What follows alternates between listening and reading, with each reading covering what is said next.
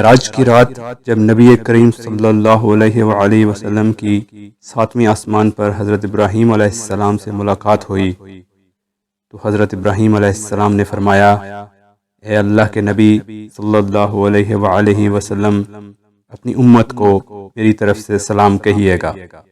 وعلیکم السلام ورحمۃ اللہ وبرکاتہ۔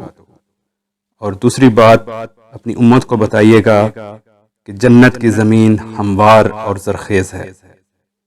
جنت کی زمین میں اگر آپ صلی اللہ علیہ وآلہ وسلم کی امت درخت لگانا چاہتی ہے تو جنت میں درخت لگانے کا طریقہ یہ ہے کہ آپ صلی اللہ علیہ وآلہ وسلم کی امت کہے، سبحان اللہ، الحمدللہ، اللہ اکبر، لا الہ الا اللہ۔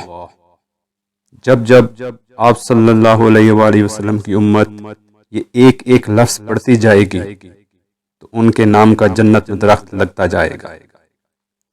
کل وہ قیامت کے دن جب اللہ کی رحمت سے جنت میں جائیں گے تو انشاءاللہ پھر ان درختوں کے میوے کھائیں گے۔ یہ ترمذی کی روایت ہے۔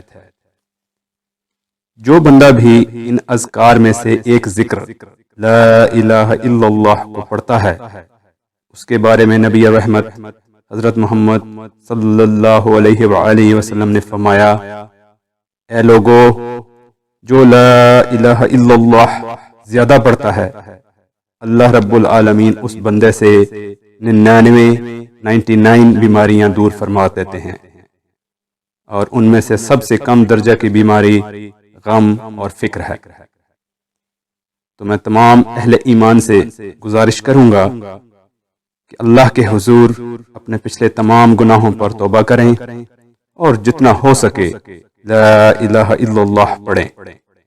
اس سے انشاءاللہ دین اور دنیا دونوں جہانوں میں اللہ کریم سرخرو فرمائیں گے۔